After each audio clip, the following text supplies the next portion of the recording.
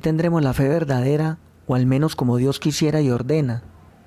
Con esta premisa debería empezar toda persona que mete sus narices en una religión, o si sinceramente está buscando la verdad. Deberíamos de preguntarnos, ¿estaré haciendo lo correcto? Empecemos cuestionándonos por aquí, y demos rienda suelta a la capacidad de razonar para aprender, haciendo uso de la inteligencia y de la ciencia, que según la Biblia son dones que da Dios. Gran parte de hacer lo correcto es tener conocimiento claro de qué es lo incorrecto. No solo para evitarlo y no hacerlo, sino para hacer comparaciones, para confirmar que lo que se está haciendo sí es verdaderamente lo correcto.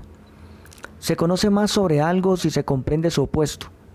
No funciona así de manera absoluta, pero al menos en parte. Por ejemplo, se puede entender a una persona buena sabiendo cómo es una mala.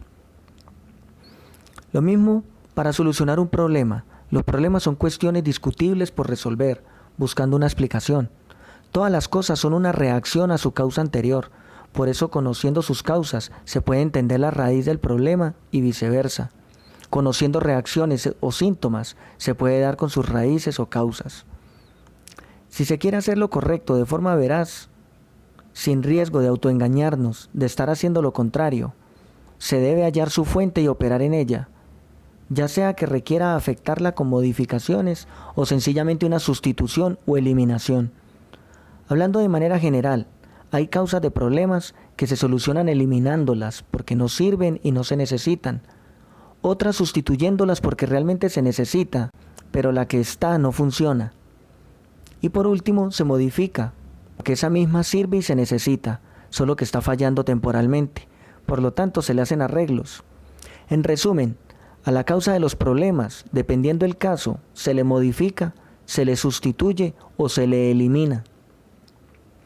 Existe un dilema a la hora de resolver un problema que frustra su solución, que es que en el afán de obtener resultados se mira mucho hacia adelante y no se mira hacia atrás. O si se hace, no se hace con la misma atención o interés. Es verdad que no hay que dejar de mirar hacia adelante, pero hay personas que están en un liderazgo y tontamente dicen, quiero soluciones, no problemas, cuando precisamente ahondar en el problema es escarbar su solución. Mucho se cree que mirar hacia atrás es retroceder, pero en ese caso el problema es hacerlo para torturarse en el recuerdo. Si es así, el problema es la actitud de la persona, no el método. Como base para resolver problemas, el ir hacia atrás es para evaluar, no para quedarse allí. Una vez que se descubre la verdadera raíz y se actúa, ahí sí, se vuelve a mirar hacia adelante. Ya no es un esperar resultados con una fe ciega, sino basado en la firmeza de los hechos evaluados. De esta manera la fe en las metas es verdadera y clara porque tiene unas garantías. Así de coherentes son todas las cosas, incluso la fe. Como ven, la fe con ciencia tiene sentido. La que profesan los religiosos carece de razón y no es atractiva, dejando ver que su fe no es fe, y eso es lo que iremos viendo racional y bíblicamente. La religión no requiere arreglos, ni hacerle mejoras, ni sustituirla con otra mejor. El problema en sí es la religión misma. Ella no sufre un problema, ella es el problema. No es necesaria y sí deja consecuencias directas e indirectas, a corto y a largo plazo, internas y externas, individual y colectivamente. Jesús no fundó religiones, siempre quiso instalarse en sus corazones, que es el verdadero templo de Dios según él. A lo largo de la historia del pueblo de Israel, Dios dirigía a su pueblo no a través de gobernantes, sino de jueces que administraban la justicia, haciendo valer los derechos, y no que rigieran el comportamiento de la sociedad, como cuando se tiene un gobernante. Ese método funcionaba y era más que suficiente, pero los israelitas, al ver que los paganos, como ellos lo llamaban por no ser pueblo de Dios, veían que tenían reyes que los dirigían y se antojaron de uno. Dios dijo que ese sistema no servía, pero a raíz de su insistencia Dios permitiría que lo experimentaran por cabeza propia, y su primer rey fue Saúl. Y los que han leído saben cómo terminó siendo de pésimo. Después pasó lo mismo con el templo. Se antojaron de que Dios les permitiera que tuviera un templo, así como los paganos les tenían a sus dioses. Esto no era necesario, La idea que Dios tenía para ilustrar la vida de Dios en el creyente, bastaba que la recibieran del tabernáculo que le había mandado hacer a Moisés, pero con el argumento de que los paganos les tenían casa a sus dioses siendo falsos, porque ellos no se la tenían al suyo, siendo el verdadero. Fue bajo esta idea que Dios se los permitió. Además, si el templo tendría todas las formas de su tabernáculo, pues la idea principal no se perdería. Pero Dios ya les había dicho: ¿qué casa me edificaréis, casa de Israel? Yo no moro en templos de piedra hecho por hombres, sino en corazones sencillos. Y si el cielo es mi trono y la tierra es el estrado de mis pies, y los cielos de los cielos no pueden contener mi gloria, ¿qué casa haréis para mí? Dios no habita en templos de barro, ni hecho por hombres.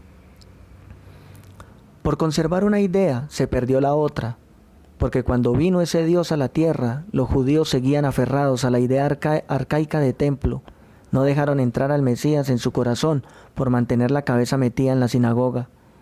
¿Alguna diferencia a estos tiempos? Milenios de tradición, tristemente, no los derriba ni la verdad ni la razón de manera inmediata. Mucho menos en los fanáticos religiosos que tienen toda su pasión en aquello que nunca han cuestionado y creen hasta sin buenos argumentos. Así le pasó a la religión judía y mataron a su Dios, después de que Jesús les advirtiera que precisamente eso era lo que harían. Como se creían tan buenos y devotos, no midieron esa posibilidad, como no la miden las sectas cristianas en la actualidad, una muestra que pierden el sentido común, racional y analítico por un falso sentido de fe. No alcanzan la misma fe que profesan y se les atrofia los sentidos objetivos. Así que no tienen lo uno ni lo otro.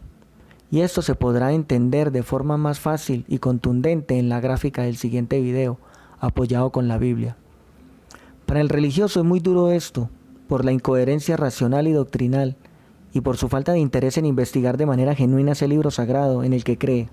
Y los que sí lo investigan, lo hace detrás del velo engañoso que ofrece cada religión, a través de sus institutos bíblicos y de sus carreras universitarias teológicas, recibiendo no la verdad, sino una interpretación particular, empañando la verdad, culpa de las gafas borrosas que le pone cada secta, ya que éstas no guían a que el creyente dé con la verdad, sino que los adoctrinan inyectándole su propia visión de su verdad y de Dios, así esté basada en las Escrituras. Esto ya quedó claro en el video número 2. Todo esto se hace con el fin de hacer entender que, si queremos hacer lo correcto y hallar la causa de que la fe actual sea tan opuesta a la fe que enseña la Biblia en todos los aspectos, debemos hallar la raíz del problema como parte necesaria de un verdadero cambio y de una verdadera solución. No se trata de decir estúpidamente: busquemos soluciones, no culpables. Se trata de ser inteligentes y radicales con los resultados esperados. Busquemos soluciones y no culpables. Son frases cursis y de cajón, de ignorantes que realmente no les interesa la solución, sino oírse a sí mismos como poetas baratos, que aparentan ser éticos e importarles el bien de la verdad, solo para que los califiquen de buenas personas, acomplejados que buscan la aprobación de gente más pequeña que ellos, y no les importa las causas verdaderas, ni sus soluciones legítimas. Esa frase sin sentido no detecta la fuente del problema, sino que desvía la atención de ésta para seguir adelante con los mismos problemas de lastre, suponiendo que con solo la intención basta para arreglar las cosas. Si parte de la solución no solo es corregir el daño, sino garantizar que no se repita, y para esto se requiere detectar y señalar a los que lo provocan, es prioritario entonces actuar en base a esto y velar sobre aquellos que generan el daño, para reducir al máximo que se repita en el futuro, y por eso se actúa y se corrige en el presente. Si la raíz del problema se halla en las causas que provocan algunos, es en ellos donde se opera, como parte lógica de la solución para evitar andar en círculos. Si la raíz del problema la producen sujetos, se deben detectar haciéndoles caer en cuenta de su responsabilidad.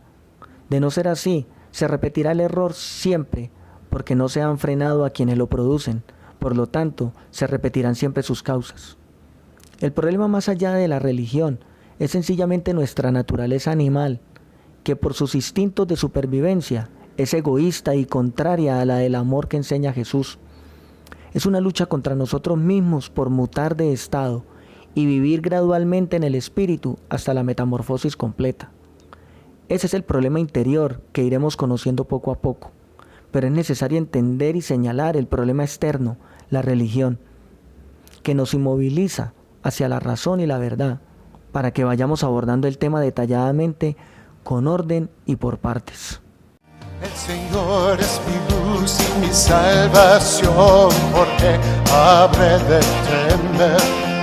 El Señor es mi luz y mi salvación, porque habré de temer. Oh, oh.